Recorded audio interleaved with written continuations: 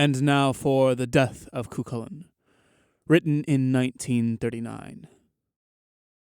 The persons of the play are Cuchulainn, Enya Inguba, Aoife, Emer, the Morrigu, goddess of war, an old man, a blind man, a servant, a singer, a piper, and a drummer.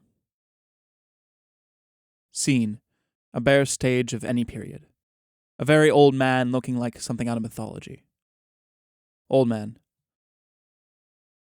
I have been asked to produce a play called The Death of Cuchulainn.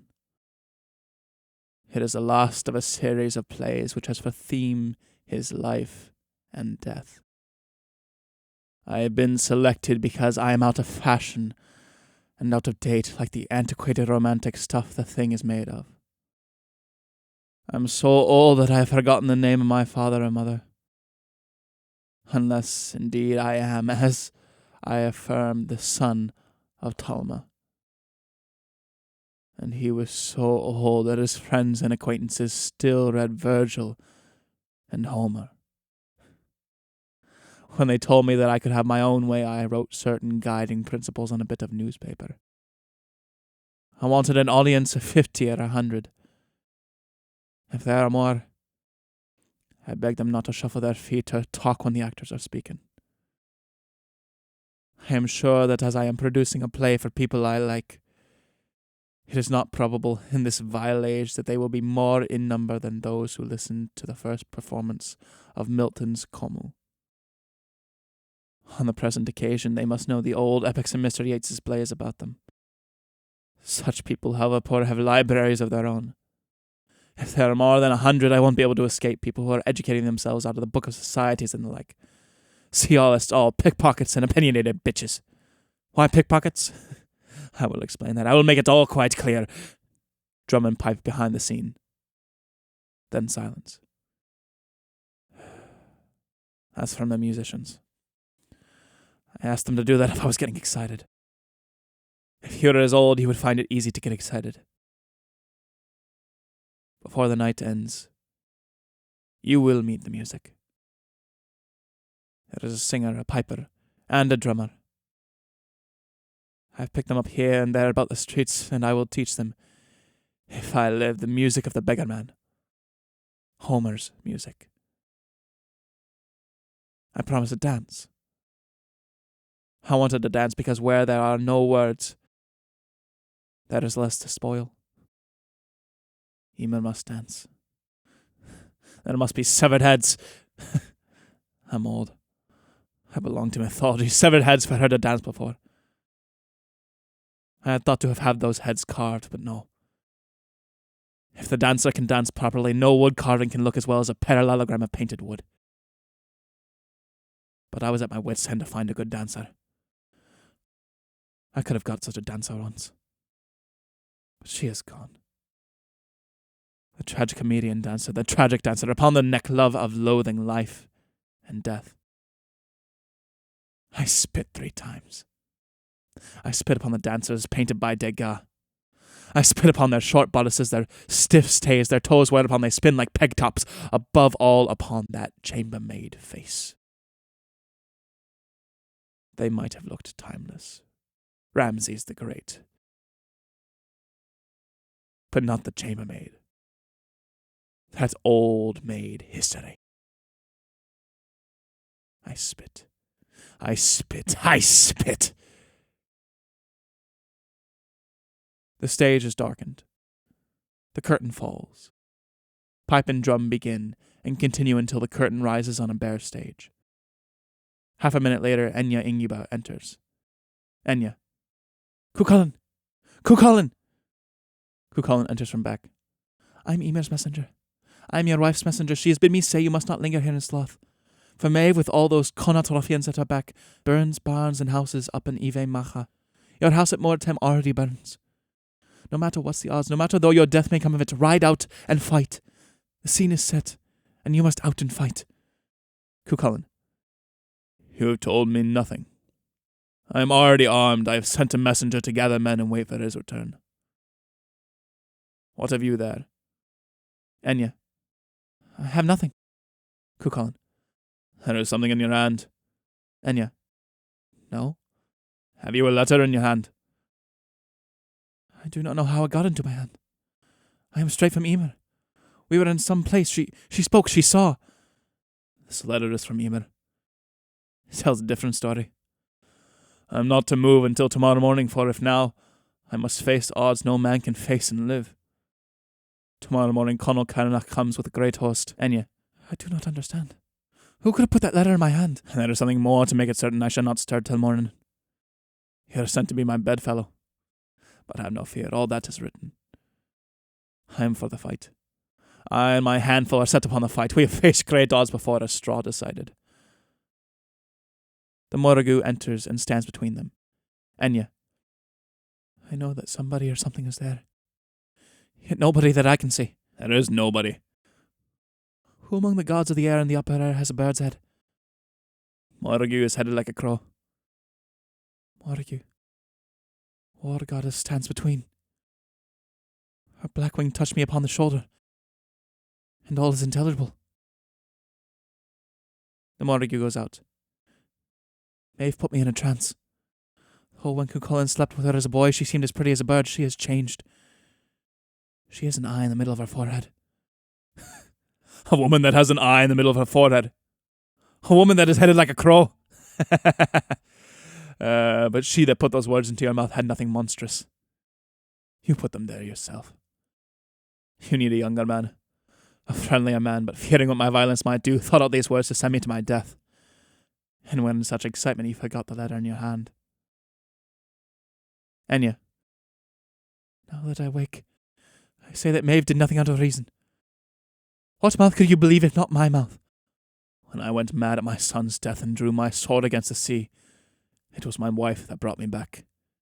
Enya. Better women than I have served you well. But 'twas to me you turned. You thought that if you changed, I'd kill you for it. When everything sublunary must change. And if I have not changed, that goes to prove that I am monstrous. You're not the man I loved. That violent man forgave no treachery. If, thinking what you think you can forgive, it is because you are about to die. Spoken too loudly and too near the door. Speak low if you would speak about my death, or not in that strange voice exulting in it. Who knows what ears listen behind the door? Enya, some that would not forgive a traitor. Some that have a passion necessary for life. Some not about to die. When you are gone, I should denounce myself to all your cooks, scullions, armourers, bedmakers, and messengers, until they hammer me with a ladle, cut me with a knife, impale me upon a spit, put me to death by what foul way they best please their fancy, so that my shade can stand among the shades, and greet your shade and prove it is no traitor. Cuchulainn. Women have spoken so, plotting a man's death. Enter a servant. Servant. Your great horse is bitted. I'll wait the word. Cuchulainn. I come to give it, but must ask a question. This woman, wild with grief, declares that she out of pure treachery has told me lies that should have brought my death. What can I do? How can I save her from her own wild words? Servant. Is her confession true? I make the truth. I say she brings a message from my wife. Servant. What if I make her swallow poppy juice? What herb seems suitable? But protect her life as it were your own. And should I not return, give her to Conall Carnach, because the woman have called him a good lover. Enya. I might have peace that know the Morrigu. The woman like a crow stands to my defence and cannot lie. But that Cuchulainn is about to die. Pipe and drum. The stage grows dark for a moment. When it lights up again, it is empty. Cuchulainn enters wounded. He tries to fasten himself to a pillar stone with his belt. Aoife, an erect white-haired woman, enters. Aoife. Am I recognized? Cuchulainn. Cuchulainn. You fought with a sword. It seemed that we should kill each other. And your body wearied in. I took your sword. Aoife. But look again, Cuchulainn. Look again. Cuchulainn. Your hair is white. Aoife. That time was long ago. And now it is my time. I have come to kill you. Cuchulainn. Where am I? Why am I here? Aoife. You asked our leave. Uncertain that you had 6 mortal wounds to drink out of the pool. Cuchulainn. I put my belt about this stone and want to fasten it and die upon my feet. But I am too weak. Fasten this belt. She helps him to do so. Now I know your name. Aoife.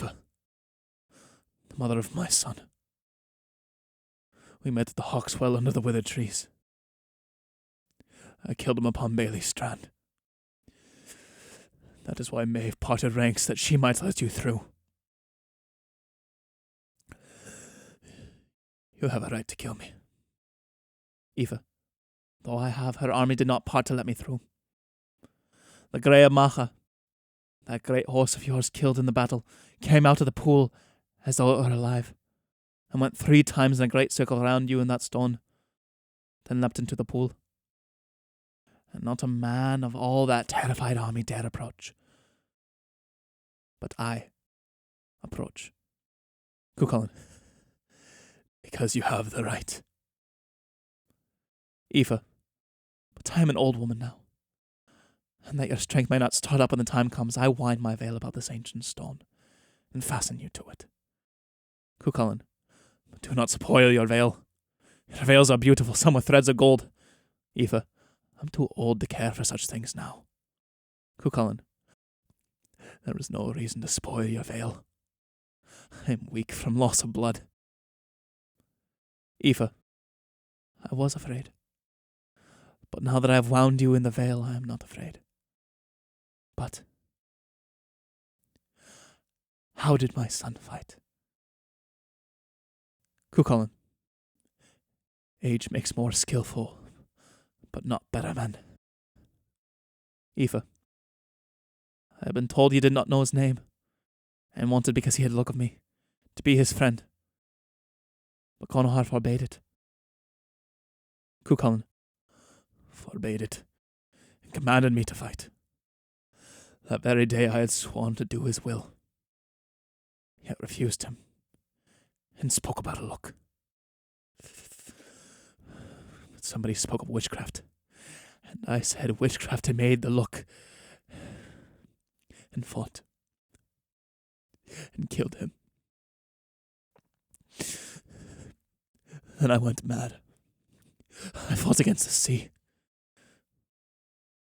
Aoife. I seemed invulnerable.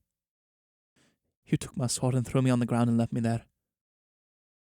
I searched the mountains for your sleeping place and laid my virgin body at your side. And yet, because you had left me, hated you, and thought that I would kill you in your sleep. And yet, begot a son that night between 2 black thorn trees. Cuchulainn. I cannot understand. Because about to die. Somebody comes. Some countryman. And when he finds you here and none to protect him, will be terrified. I will keep out of his sight. For I have things that I must ask questions on before I kill you. She goes. The blind man of On Bailey Strand comes in. He moves his stick about until he finds a standing stone. He lays his stick down, stoops, and touches Cuchulainn's feet. He feels the legs. Blind man. Ah! Cuchulainn. I think you are a blind old man. Blind man. A blind old beggar man. What is your name? Cuchulainn. They say that you are weak with wounds. I stood between the fool at the sea and Bailey Strand when you went mad. What's bound about your hands so that I cannot move? Some womanish stuff. I had been fumbling with my stick since dawn, and then heard many voices. I began to beg. Somebody said that I was in Maeve's tent, and somebody else, a big man by his voice, that if I brought Cuchulainn's head in a bag, I would be given 12 pennies. I had the bag to carry what I get at kitchen doors. Somebody told me how to find the place. I thought it would have taken till the night, but this has been my lucky day. 12 pennies. I would not promise anything until the woman, the great Queen Maeve herself, repeated the words. 12 pennies. What better reason for killing a man? You have a knife. But have you sharpened it? Blind man. I keep it sharp because it cuts my food. He lays bag on ground and begins feeling Cuchulainn's body, his hands mounting upwards. Cuchulainn. I think that you know everything, blind man. My mother or my nurse said that the blind know everything. No, but they have good sense. How could I have got 12 pennies for your head if I had not good sense? Cuchulainn. There floats out there the shape that I shall take when I am dead. My soul's first shape. A soft, feathery shape. And is not that a strange shape for the soul of a great fighting man? Blind man. Your shoulder is there. This is your neck. Are you ready, Cuchulainn? I say, it is about to sing. The stage darkens. Blind man. Music of pipe and drum. The curtain falls. The music ceases as the curtain rises upon a bare stage. There is nobody upon the stage except a woman with a crow's head. She is the Morrigu. She stands towards the back. She holds a black parallelogram the size of a man's head. There are 6 other parallelograms near the black cloth. The Morrigu. The dead can hear me, and to the dead I speak. This head is great Cuchulainn's. Those other 6 gave him 6 mortal wounds. This man came first. Youth lingered through the years ran on, that season a woman loves the best. Maeve's latest lover, this man, had given him the 2nd wound. He had possessed her once. These were her sons, 2 valiant men that gave the 3rd and 4th. These other men were men of no account. They saw that he was weakening and crept in. One gave him the 6th wound, and one the 5th. Conall avenged him. I arranged the dance. Emer enters. The Morrigu places the head of Cuchulainn upon the ground and goes out. Emer runs in and begins to dance. She so moves that she seems to rage against the heads of those that had wounded Cuchulainn, perhaps makes movements as though to strike them, going 3 times round the circle of the heads. She then moves towards the head of Cuchulainn. It may, if need be raised above the others on a pedestal. She moves as if in adoration or triumph. She is about to prostrate herself before it, perhaps does so, then rises, looking up, as if listening. She seems to hesitate between the head and what she hears. Then she stands motionless. There is silence. And in the silence, a few faint bird notes. The stage darkens slowly. Then comes a loud music, but now it is quite different. It is the music of some Irish fair of our day. The stage brightens. Emer and the head are gone. There is no one there but the 3 musicians. They are in ragged street singers' clothes. 2 of them begin to pipe and drum. They cease. The street singer begins to sing. The harlot sang to the beggar man. I meet them face to face. Conall Cuchulainn Wisna's boys, all that most ancient race. Maeve had 3 in an hour, they say. I adore those clever eyes. Those muscular bodies but can get no grip upon their thighs. I meet those long pale faces. Hear their great horses then. Recall what centuries have passed since they were living men. That there are still some living that do my limbs unclothe, but that the flesh my flesh is gripped, I both adore and loathe. pipe and drum music. Are those things that men adore and loathe their sole reality? What stood in the post office with Pierce and Connolly? What comes out of the mountain when men first shed their blood? Who thought Cuchulainn till it seemed he stood where they had stood? No body like his body has modern woman born, but an old man looking back on life imagines it in scorn. A statue's there to mark the place by Oliver Shepherd done. So ends the tale that the harlot sang to the beggar man. Music from pipe and drum. The end.